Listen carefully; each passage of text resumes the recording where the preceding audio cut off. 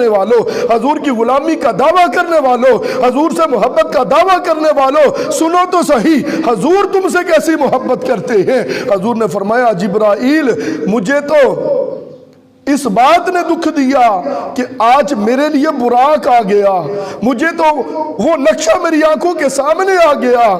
کل جب قیامت کا دن ہوگا, جب پل صراط سجائی جائے گی, اس کے اوپر سے لوگ گزر کر جائیں گے, اور کیسی پل صراط ہے, فرمایا گناہگار کٹ کٹ کر جہنم میں گر رہے ہوں گے, گناہگار کٹ کٹ کر جہنم میں گر رہے ہوں گے. اور کیسا منظر ہوگا پر صراط کا, اس پر سے گزرنا ہی کوئی چھوٹا امتحان نہیں ہے. وہی خیریت سے گزریں گے رب سلیم کہہ کر حضور جن کے لیے دعائیں کریں گے, جنہوں نے آج حضور کو راضی کیا.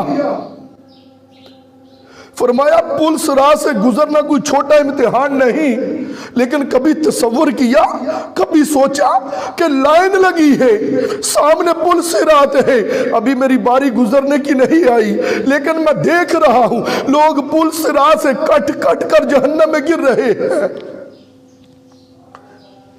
کوئی گھٹنوں کے بل پل صراط پر گزر رہا ہے, کسی کو گرز مارے جا رہے ہیں, کسی کو آنکڑے کھینچ کھینچ کر جہنم میں ڈال رہے ہیں. ابھی میری باری نہیں آئی, میں لائن میں کھڑا ہوں, اور وہ سارے منظر میری آنکھوں میں آ رہے ہیں کہ یہ گناہگار ہیں جو آج اپنے گناہوں کے سبب جہنم میں گر رہے ہیں. ارے یہ وہ نافرمان ہیں جنہوں نے زندگی اپنے رب کی نافرمانی میں گزاری ہے, آج ان گناہوں کا بوجھ لے کر پل صراط سے گزر نہیں پا رہے, اور کٹ کٹ کر جہنم میں گر رہے ہیں. اور مجھے اپنی زندگی کی وہ ساری فلم میری آنکھوں کے سامنے چلتی ہوئی نظر آئے گی. میں نے کیا کیا, میں نے اپنی زندگی کن کاموں میں گزاری. اب ذرا تصور تو کیجئے میرے پیارے بھائیوں, گناہگار کٹ کٹ کر جہنم میں گر رہے ہیں, اور مجھے یاد آ رہا میں بھی تو بڑا گناہگار ہوں, میرے نام اعمال میں بھی کوئی اتنی نیکیاں نہیں ہیں, میں نے زندگی کن کاموں میں بسر کی. اب تصور تو کیجئے آج لوگوں سے چھپ چھپ کر بند کمروں میں گناہ کرتے ہیں, آج پردوں کے پیچھے گناہ کرتے ہیں, آج موبائل انٹرنیٹ کے ذریعے گناہ کرتے ہیں, آج طرح طرح کی بدکاریوں میں مشغول ہو کر ہماری راتیں گزرتی ہے, آج دن چڑھتا ہے ہماری نافرمانیاں شروع ہو جاتی ہے, سارا دن اللہ رسول کو ناراض کرنے والے کام. سورج ڈل گیا لیکن ہماری بدکاریوں کا دفتر بند نہیں ہوا, دن کو بھی گناہ کیے ہیں, رات کو بھی گناہ کیے ہیں, رب کو ناراض کرنے والے کام کیے ہیں. ذرا تصور تو کیجئے اس دن ہمارا کیا بنے گا جب ہماری آنکھوں کے سامنے گناہگار کٹ کٹ کر جہنم میں گر رہے ہوں گے. کبھی سوچا ہم نے, اس دن کی فکر کی ہے کبھی؟ تو میرے پیارے بھائیوں, میرے دوستو, آؤ ابھی بھی کچھ نہیں بگڑا. علامہ جلال الدین سیوطی شافعی رحمت اللہ تعالی علیہ ہم جیسے غفلت کے ماروں کو جھنجھوڑنے کے لیے کہتے ہیں, اور لوگوں جلدی کر لو, جلدی کر لو, تمہاری زندگی کیا ہے, یہ چند سانسیں ہی ہیں, اگر رک جائے تمہارے وہ اعمال جن سے رب کو راضی کر سکتے ہو ان کا سلسلہ منقطع ہو جائے گا. ابھی سانسیں چل رہی ہیں, ابھی سانسوں کی ڈوری ٹوٹی نہیں ہے, اور اب عز و جل کی بارگاہ میں جھکنے والے بن جائیں, اور اپنے رب سے صلح کر لے. اور معراج کا واقعہ سننے والوں, یہ نماز کیا ہے؟ جب حضور نے فرمایا کہ جبرائیل مجھے تو میرے گناہگار امتی یاد آ گئے, میرے لیے تو براق آ گیا, میرے امتیوں کا کیا بنے گا, پل صراط کیسے پار کریں گے؟ جبرائیل عرض کرتے ہیں حضور یا رسول اللہ آپ غمگین نہ ہو, آپ براق پر سوار ہو جائیے, اور میں اللہ کی بارگاہ میں عرض کروں گا, جب آپ کی امت کا پل صراط سے گزرنے کا وقت آئے گا میں اللہ عز و جل کی بارگاہ میں عرض کر کے اپنے پروں پر سوار کر کے آپ کے امتیوں کو پل صراط جو ہے وہ پار کروا دوں گا. یہ ہے محبت, یہ ہے محبت، یہ ہے آقا کریم علیہ السلام کا پیار۔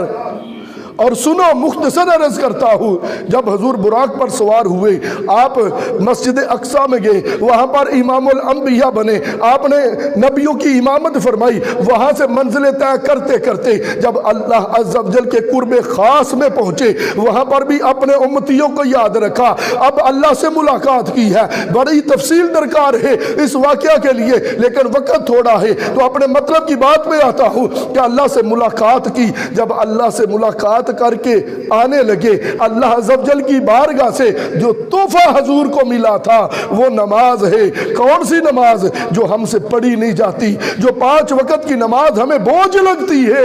ارے یہ معراج کا تحفہ ہے۔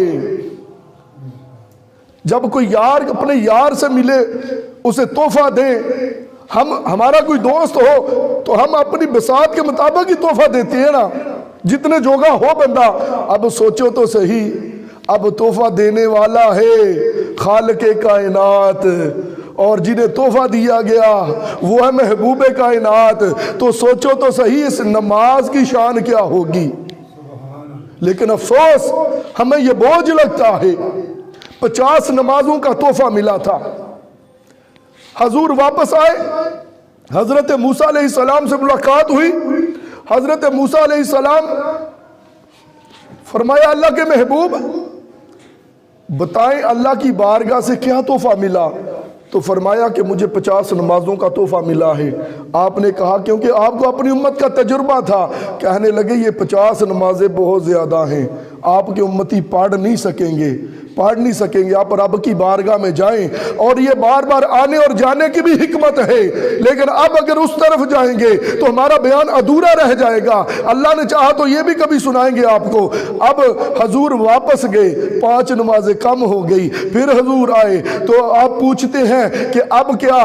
فرمایا کہ 5 نمازیں رب نے کم کر دی ہیں۔ آپ کہتے ہیں یہ اتنی بھی نہیں پڑھ سکیں گے، آپ پھر جائیے۔ حتیٰ کہ حضور بار بار جاتے رہے اور 5 کم ہوتی رہی، پھر الغرض 5 رہ گئی۔ 5 حضرت موسیٰ کہتے ہیں اے اللہ کے حبیب مجھے پتا ہے، مجھے اپنی امت کا تجربہ ہے، آپ رب کی بارگاہ میں جائیں اور کم کروا لے۔ تو حضور نے پتا کیا فرمایا؟ حضور نے فرمایا موسیٰ کلیم اللہ اب تو مجھے رب کی بارگاہ میں جاتے ہوئے شرم آتی ہے، اب تو مجھے شرم آتی ہے۔ جب 5 عطا ہوئی تو غیب سے آواز ہے محبوب جو تیرا امتی 5 پڑھے گا ثواب اسے 50 کا ہی ملے گا۔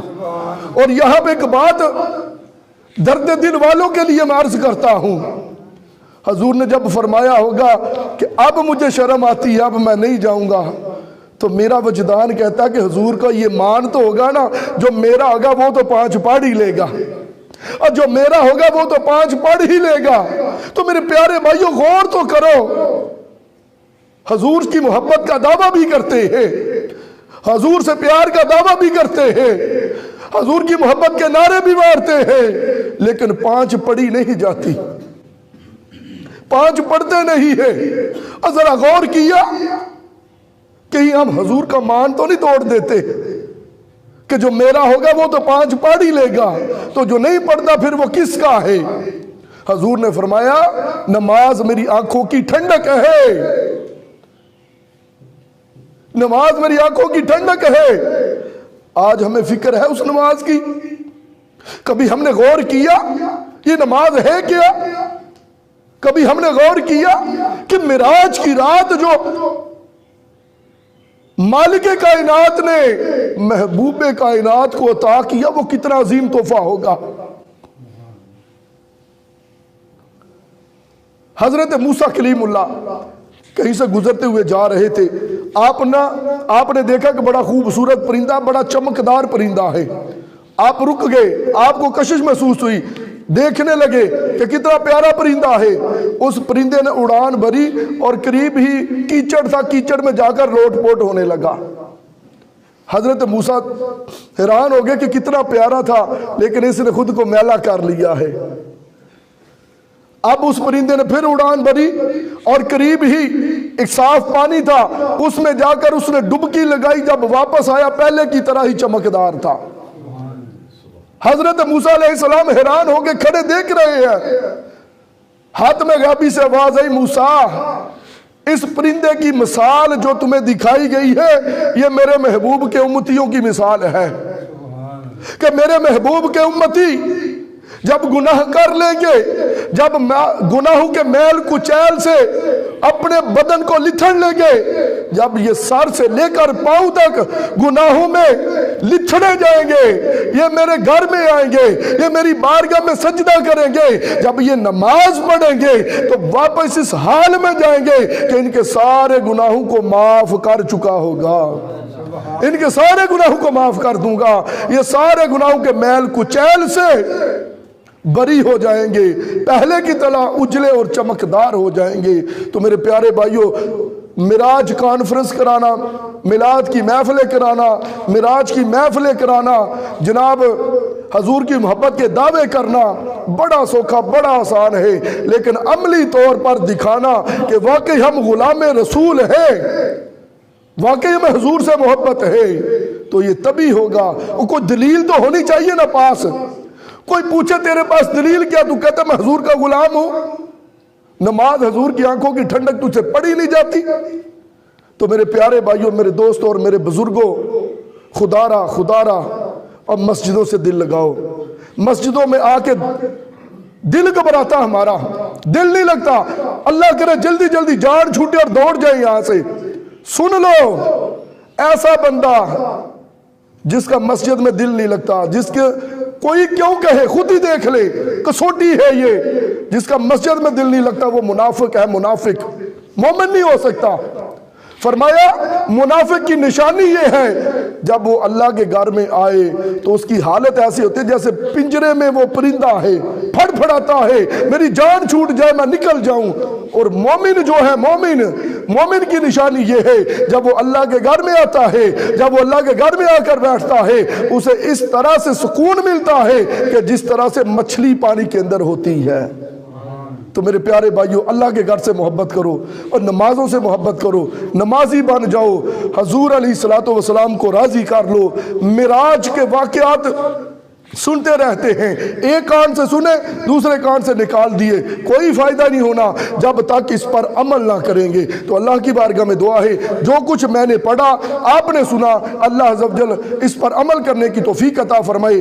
آمین بجاہ النبی الامین صلی اللہ علیہ وآلہ وسلم۔